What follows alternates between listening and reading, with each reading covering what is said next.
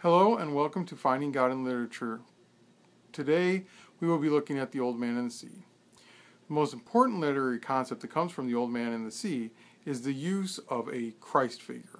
Many stories like to draw from the Bible as a source of morals.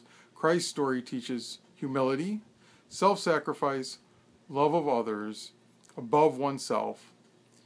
So many of the reasons for reading this story as a Christian can be seen simply by asking, so what is the old man doing now? Or why did that just happen to the old man?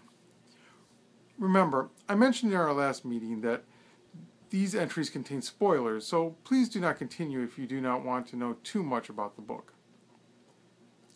Before we get into just what makes this a Christian story, let me take a moment to talk about a few of the concepts you might want to consider while reading the book. Remember, authors don't write something if they don't want you to learn something from it. Early on, we have a physical description of the old man that includes skin cancer and basically a frail body. He's also described as having happy and good eyes and strong arms, kind of a contrast between those two things. The cancer can tell us that there's something that we cannot see wrong with him. We also are told that he is unlucky. These two things together show us an underlying problem that needs to be addressed. In this case, it will come down to pride. The old man tells the boy to be wary of this and later says he will have to swallow his pride if he is to get home. We also have a description of some birds that are looking for food. They are considered by the old man to be delicate and hungry, just like the old man himself. The lions in Africa are brought up 3 times in the book.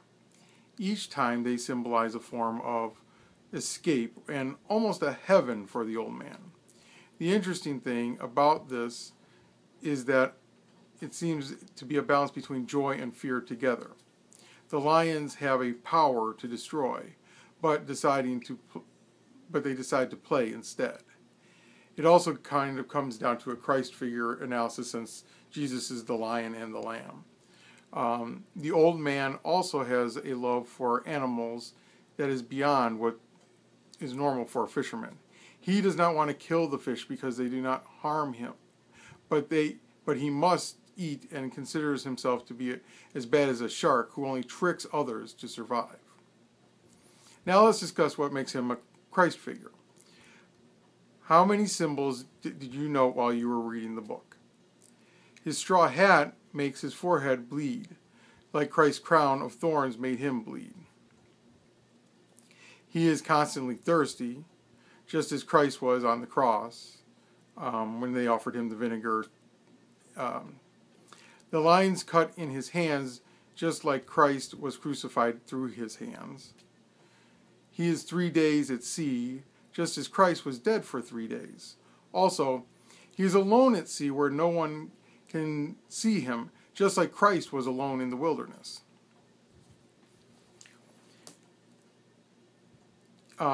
He also has a last meal with the boy, who is both his disciple and a child who loves Jesus. Jesus has many fishermen as disciples. The old man is a fisherman himself. He also sleeps crucified. When he comes back from his long, exhausting trip, he sleeps with his arms outstretched and his hands facing up with the wounds visible on his hands. The fish also ends up being part of the figurative language as he is lashed to the boat and harpooned in the side, both allusions to how Christ died on the cross. The old man also imagines nailing his hand to the wood while he lashes the fish to the boat, adding to the symbolism. There are a few things about the book that Christians might take offense to. The boy drinks beer with the old man and seems to care more about obeying the old man than he does his own parents.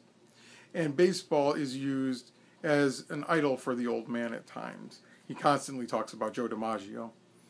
I think there are some good reasons for some of these flaws in the book. For instance, the drinking of beer shows that the old man views the young boy as a fellow worker and worthy of enjoying the same rewards at the end of the day as all men. It also shows that they are friends, sharing a communal drink and solidifying fellowship with one another. However, this story also teaches us not to be prideful, and it is important to care for others. It also gives you an example of why it is wrong to be disrespectful to your elders, as we see over and over how much the old man knows about fishing, but how his body is just not able to obey what he knows he can achieve. And it also goes into how the villagers treat him because of that. The use of baseball as an idol allows the man a chance of escape from his life and have something to admire like the boy admires him. If you are interested in reading this book, please look in the information below. I look forward to seeing you in our next book review. I will be reviewing Harper Lee's newest book, Go Set a Watchman.